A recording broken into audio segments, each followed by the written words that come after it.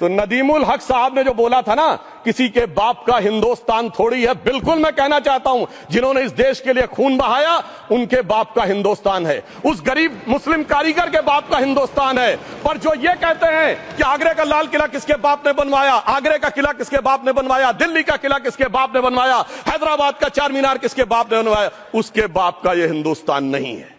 और उसके बाद भी जो आप करना चाहते हैं, अगर इस रास्ते में आप कांटे बिछाना चाहते हैं, तो उनके लिए एक लाइन कहना चाहता हूं, सभापति महोदय, तेरी तमन्ना है पर हम खार न बोने देंगे, खार कांटों को कहते हैं, तेरी तमन्ना है पर हम खार न बोने देंगे, तुझे हम राह की दीवार न होने देंगे, तू सबको रौंद कर आगे जो निकलना चाहे हम तेरी इतनी भी रफ्तार न होने देंगे। और इसीलिए हमारी सरकार ने इस विषय के ऊपर एक सही और सटीक प्रयोग करने का प्रयास किया है। मैं दूसरी बात यह भी बताना चाहता हूं, हमारे डीएमके के तिरुचि शिवाजी ने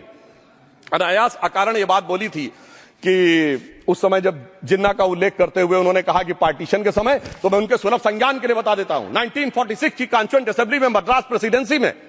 30 आउट ऑफ 30 सीट जो थी वो मुस्लिम लीग ने जीती थी विद 95% ऑफ वोट्स, और एक भी मुस्लिम वहां के बाद बाहर नहीं गया। इसलिए मैं ईमानदारी से कहना चाहता हूं, फैक्ट को समझिए। और जो मद्रास प्रेसिडेंसी के मुस्लिम लीग के अध्यक्ष थे और पीजे पोकर साहब बहादुर और मोहम्मद इस्माइल, वही बाद में इंडियन यूनियन मुस्लिम लीग के अध्यक्ष बने, और उन्होंने 28 अगस्त 1947 को सेपरेट इलेक्टोरेट मांगे, जो कोई जाके कॉन्स्टिट्यूएंट असेंबली की डिबेट में पार्लियामेंट किया, आप वेबसाइट पे पेज नंबर 270 पे जाके पढ़ लीजिएगा। सरदार पटेल ने बड़े गुस्से में इस बात को कहा, अब जो हो गया सो हो गया, एक रात में दिल नहीं बदल गया, मगर अब देश के लिए कैसे आगे बढ़ना है उसके लिए ईमानदारी से आगे आओ।